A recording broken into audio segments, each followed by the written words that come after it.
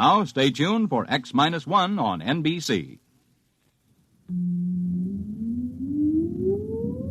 Countdown for blast-off. X-5, 4, 3, 2, X-1, fire.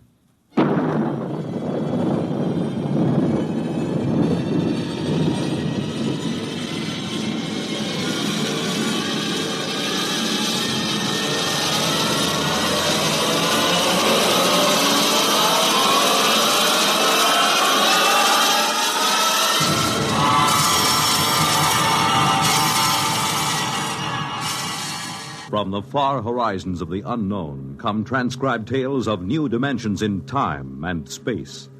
These are stories of the future, adventures in which you'll live in a million could-be years on 1,000 maybe worlds.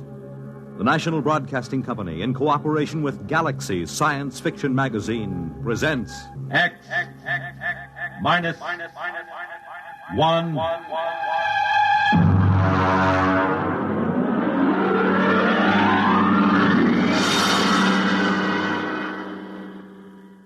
Tonight, the Frank Quattrocchi story, Sea Legs.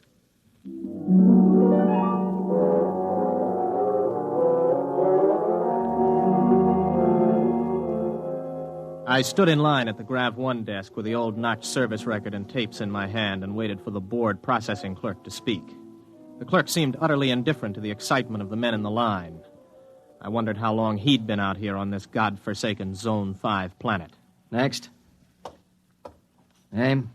Robert Craig. Occupation? Flight officer. Destination? Earth. Earth? Anything wrong with that? Well, I guess not. How long since you've been on Earth, Mr. Craig? Well, I've never been there. My parents left during the second colonization of Cassiopeia. I was born there. Have you ever been in a gravity system? Oh, just briefly. Under drugs, of course. You'll have to go through the gravity conditioning course. Yes, so I was told. Proceed to the airlock chamber on your right and follow the robot's orders. Good luck. You may need it. Next. I went into the chamber and stripped off my clothing while the robot droned its orders. Remove all metal objects from your person. Place them in the plastic tube at your left. Now stand underneath the decontamination tube. Depress the button with your right foot. This is all. Proceed through the green door to the psychometric section. Please respond quickly to orders, and so to not impede the progress of others. Next, please. The door to the psychometric section led into a pleasant but cold-looking room with a single metal desk. A man with a balding, high forehead sat behind the desk. Mr. Craig, have a seat. I'm Captain Wyandotte, the psychological officer. Nice to meet you. Yes, well, let's see your records. You list your destination as Terror. You're certain you wish to go to Earth? Of course I'm certain. You're somewhat aggressive, Mr. Craig. Look, I've been standing in line taking orders from clerks and robots for 6 hours. Every time somebody sees that I'm headed for Earth, I get the fisheye. Are they jealous or what? I hardly think so. You've been a spaceman for 16 years, Mr. Craig. You've been zooming around in the countergraph systems in the outer galaxies without any restraints or self-discipline. Have you ever spent 6 weeks strapped into a grav seat on a space rocket, Captain? There's a good deal of self-discipline involved in that. I think you will find things on Terror require a different kind of self-discipline, Mr. Craig. Well, I'm pretty much aware of what it's like. Are you? I suppose you've heard all the popularizations in the tapezines. Well, Mr. Craig, let me give you a word of caution. It's going to be vastly different. I'm prepared for that, Captain. Can we get going? Naturally. You will undergo a 20-day conditioning course. 20 days? Mr. Craig, you've been in space 16 years. Your body is conditioned to a normal state of free fall, or at best to acceleration. The return to gravity would kill you if you weren't prepared for it. All right, what do I do? Report to Centrifugal Department. Here are your papers. Oh, and Mr. Craig. Yes? Centrifugal is a rather trying ordeal. If during the course of treatment you should change your mind about returning to Earth, you're free to do so. Thanks. I won't.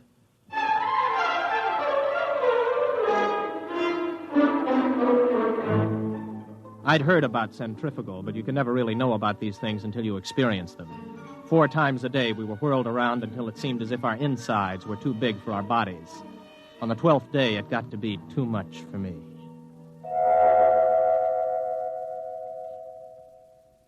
I was in the base hospital for 5 days. My roommate was an old space bum they'd brought in to die with a case of ruptured veins. His name was Charlie Brockman. How you feel, son? I'm pretty good, Charlie. You get discharged tomorrow, I hear. You gonna try it again? I guess so. Why? Only way I'll ever get to Earth. You really want to go? That's right. You talked to anybody been there last 10 years or so? No, you don't get to talk to many people from Earth in the galaxies. Were you ever there? Me? Now, what would an old space bum like me be doing on Terra? Well, I just thought maybe... I done most of my time in Zone 5. Out there, you get to thinking anybody who stays less than 80 light years from Earth's a landlubber. Yeah, I used to think the same. Then I took the exam for a job back on Earth, and I passed it. I used to think I'd like to go back. But space was exciting, you know. New and raw. It tugged at your guts, and it sent the blood rushing through your veins. But it was free. No bureaucrat ever lasted 6 months in Grav 5. I had enough hitting atmospheres all over the universe, old man. Maybe you're right. Lean over here, will you? Sure. Unbutton my pajama top, will you? Okay. There's a chain around my neck. Got a little message capsule on it. Oh, yeah, I got it. Do me a favor, huh? Take it with you when you go back to Terra. Don't open it till you're on the ship. Okay, Charlie. And, son. Yes? I lied to you. I have been back to Terra. I faked some papers and made a landing there 6 months ago. What are you doing back here? I had to leave in a hurry. Why? You'll find out, son. Good luck.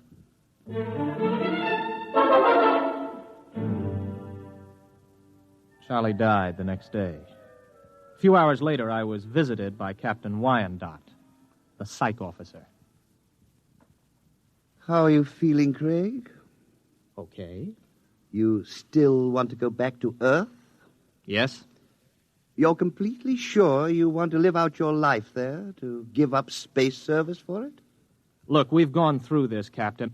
Now, you tell me that spacemen don't settle down on Terra, yet you won't or you can't tell me why. All right, what's the pitch? Does the Space Service need men so badly that they have to make it impossible for us to go back? That, Mr. Craig, you will have to discover for yourself.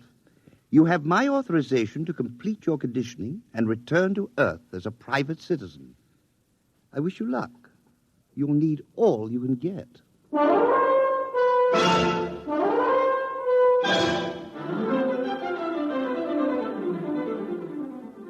Somehow I managed to survive the torments for 18 days.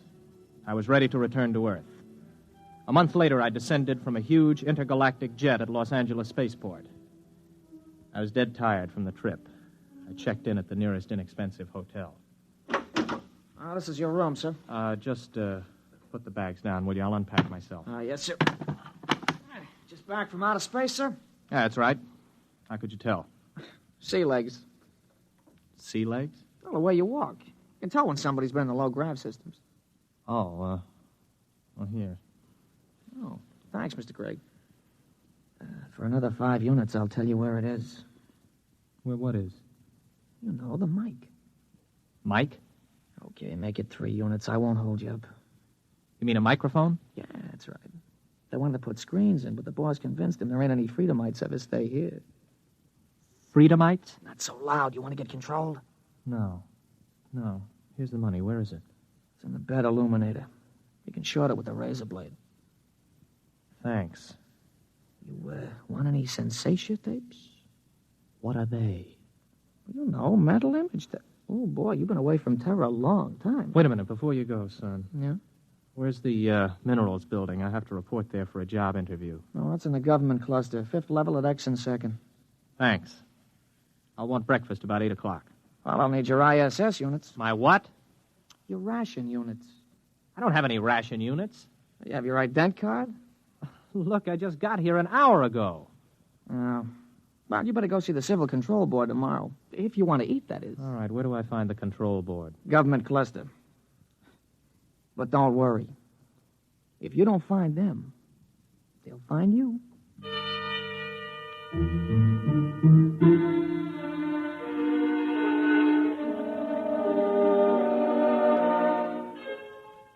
I went to sleep that night with the uneasy feeling that somebody was watching me. It had been a weird day. I hadn't exactly liked it. Well, I told myself it figured that there'd be more formalities and rigmarole on Earth than there were out in the systems, especially at first. Still, I couldn't get the idea of the concealed microphone out of my mind. You may relax, Mr. Craig. You are Mr. Craig. Yes, Robert Craig. You aren't nervous, are you? No. This is my first time before the control board, and, well, it's my first time. Flight officer, eh? Somewhat unusual for a vigorous young man like yourself abandoning space service, isn't it? I don't know. Is it? Leaving something behind, Mr. Craig? No. You don't like this sort of affair, do you, Mr. Craig? Well, I'm afraid I don't quite see its necessity. I served the intergalactic service well. My records prove it. It's enough impertinence, Mr. Craig. Answer the questions. You are a Terran. Yes. Where are your loyalties? I don't understand. Your first loyalties are to intergalactic, is that right? Is there a distinction? Do you wish to be held in contempt of this board?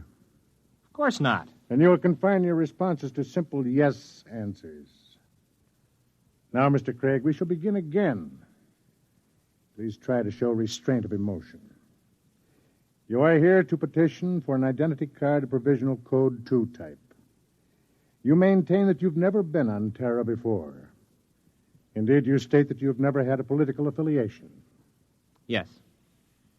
What are your reactions to the latest acts of the Liberal Party? I have none. You do not condemn the Liberal Party? Well, Then you must favor it. I don't know anything about it. Now then, Mr. Craig.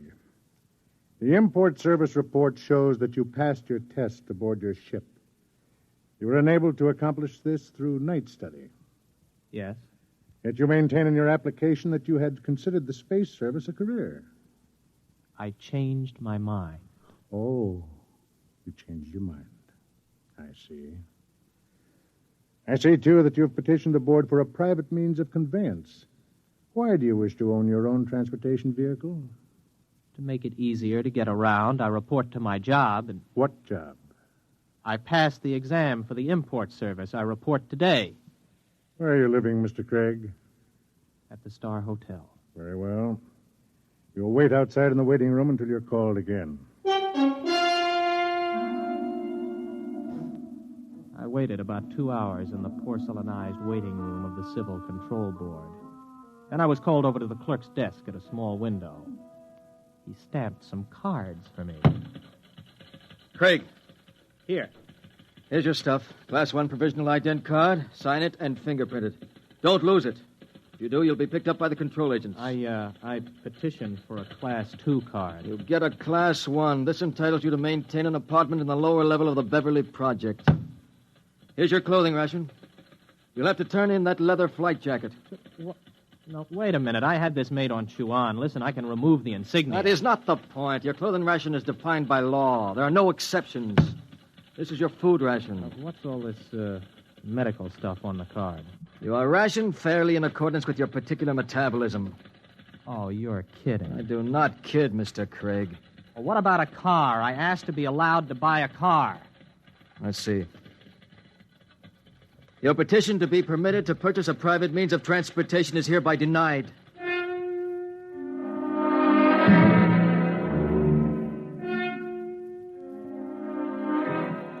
I walked out of the control board feeling like a man who has just come out of free fall into a hypergravity system. Instead of reporting to the import service for my initial job interview, I walked around the city.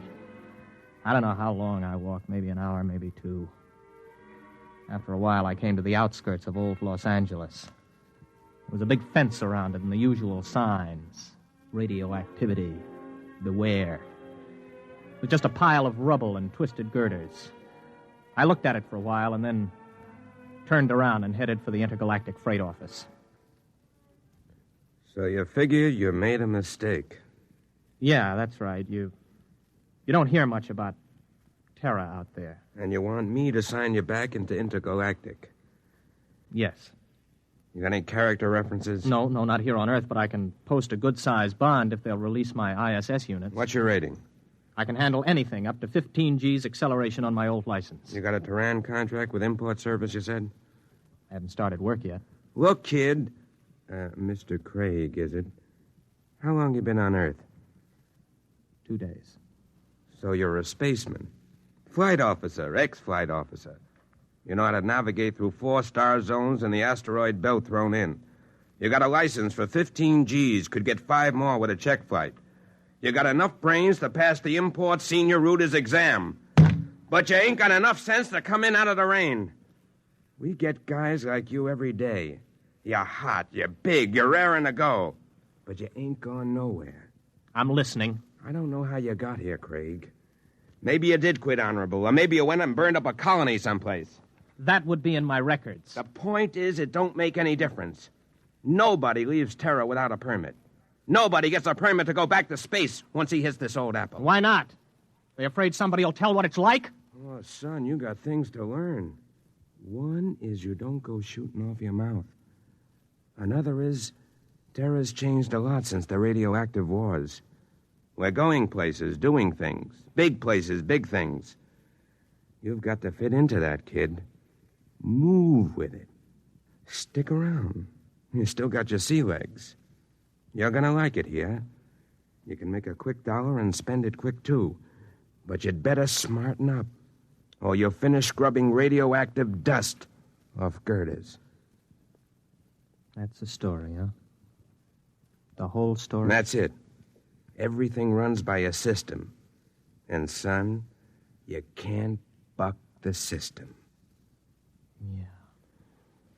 I don't suppose there's any place around here a guy could get a quick drink. Oh, yeah, out at the end of Y Street, they got a little place you can buy Acadian tars. Pluto's, they call it. Thanks. Yeah, get it out of your system and then settle down. That's my advice. Thanks. So long. Get me the control agent. He just left here. He's on his way to the Pluto Cafe.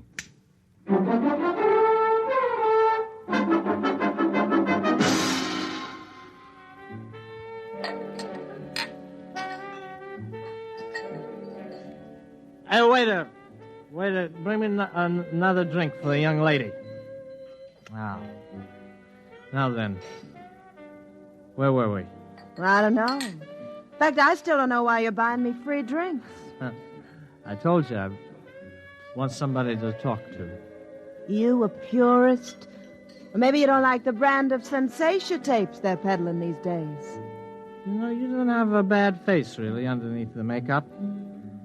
I mean, it's a little crooked, but it ain't bad, really. Thanks. Does me pretty good. Well, what's your name? Gloria? Oh, sure, I remember. Gloria! Maybe you had enough to drink. No, not yet. You know, I look around, I see all these people with their faces all froze up like plastic. And I feel like I got to know somebody, or I go out of my mind. So what happens? Everybody is afraid. I mean, what happened? Whatever happened to freedom? What's the matter? Did I say something? What's everybody so quiet about all of a sudden? Okay. Come with me. Hey, well, who are you? Control board agent. Hey, I wasn't with him. Honest, he just picked me up and bought me a drink and started shooting off his mouth.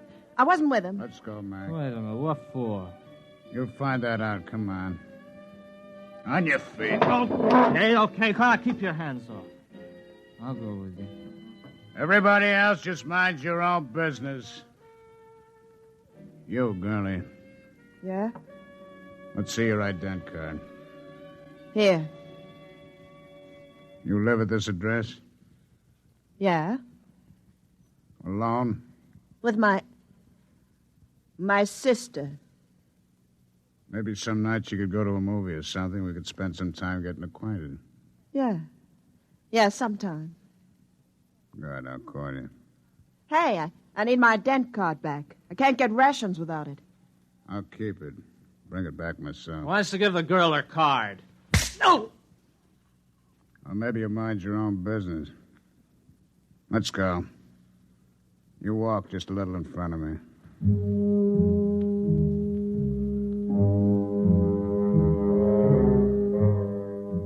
He was a big man, maybe 250 pounds, and he shuffled when he walked. He'd hit me right across the right shoulder with a sort of rubber truncheon. Now it began to ache. We're walking along a sort of back street. Everywhere in the universe there were such streets. Streets where you could find freedom in anonymity, a compromise between lawlessness and law. They are permitted by the authorities because it is necessary to have a place for those who are not permitted elsewhere. Okay, step into the doorway. Hurry up, you fool. We're being followed. Well, we're followed by whom? Don't ask questions. Who's you told? Don't I have any rights? You got the right to get hit over the head unless you do what you're told. Now, quit. Hey, come in. In here. Hurry. Hey, who are they shooting at, you or me? Both of us. Down these steps. Stop! Stop or we'll fire! Through this door. Now, duck behind that pillar. Don't make a sound. You see them? Not a trace. Come on. They probably slipped out. Walk through the tunnel behind you. One false move and you're finished. Go on.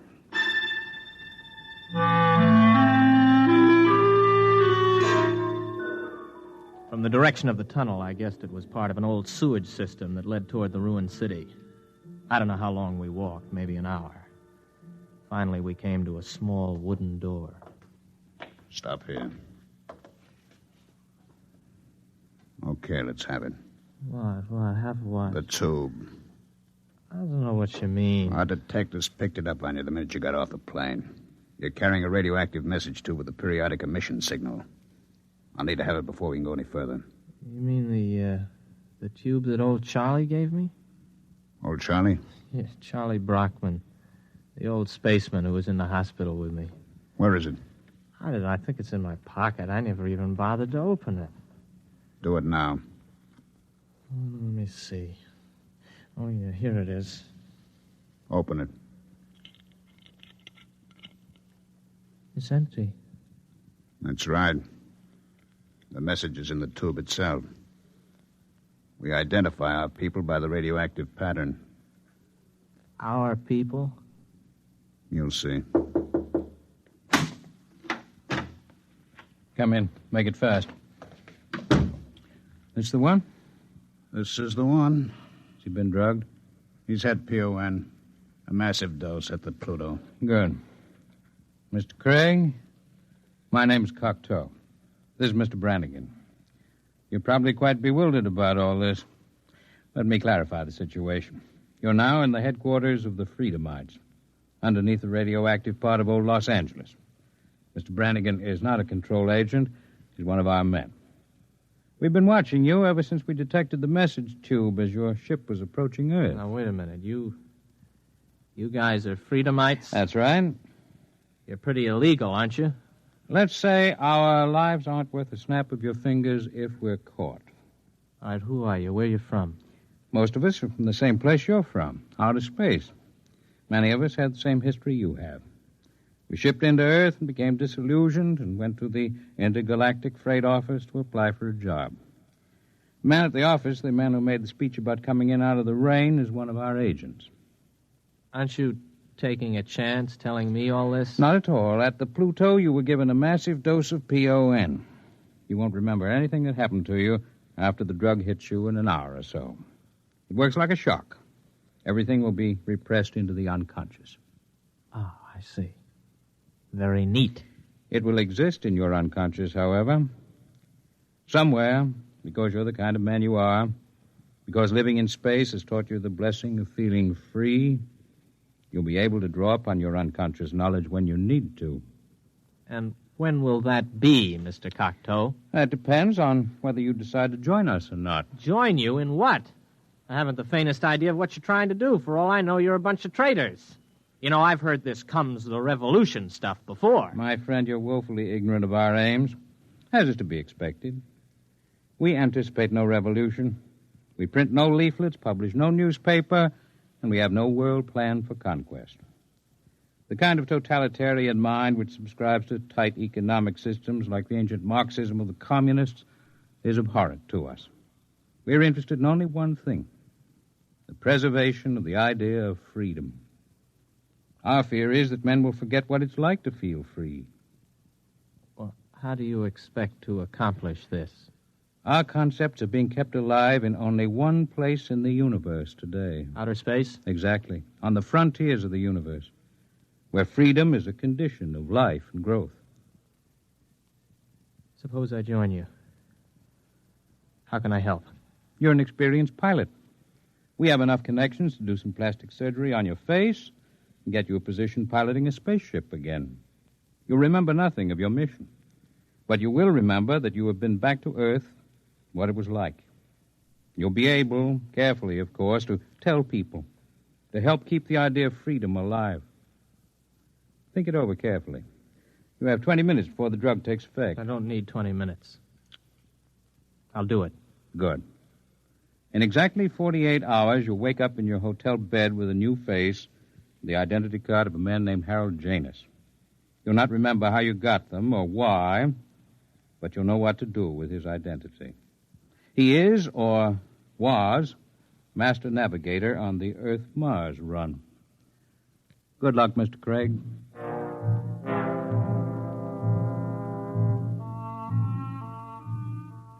I woke up in the hotel bed, feeling like a man who has hung one on but good. I looked into the mirror and I saw the face of another man. I looked in my wallet and discovered that I was Harold Janus, navigator for Intergalactic, holder of a license for 15 Gs. I wondered where it came from, how I got it, but I asked no questions. This license, this ident card, meant freedom. I walked out of the hotel feeling steady for the first time. I'd gotten my sea legs at last.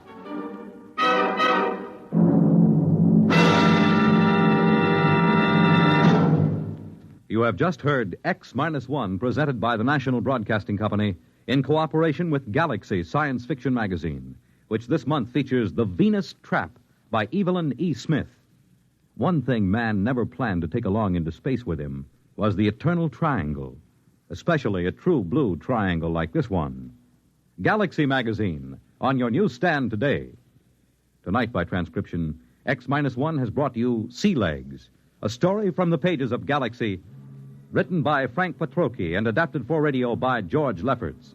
Featured in the cast were William Redfield, James Stevens, Stan Early, Charles Penman, James Dukas, Richard Hamilton, Jack Orison, Jack Grimes, Craig McDonald, Ralph Bell, Kermit Murdoch, and Frederica Chandler. Your announcer, Fred Collins. X-1 was directed by Daniel Sutter and is an NBC Radio Network production.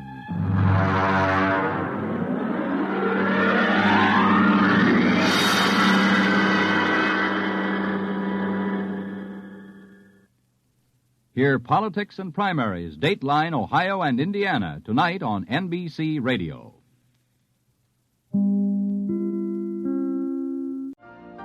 You've been listening to the OTR Gold Network. Find more classic radio at otrgold.com.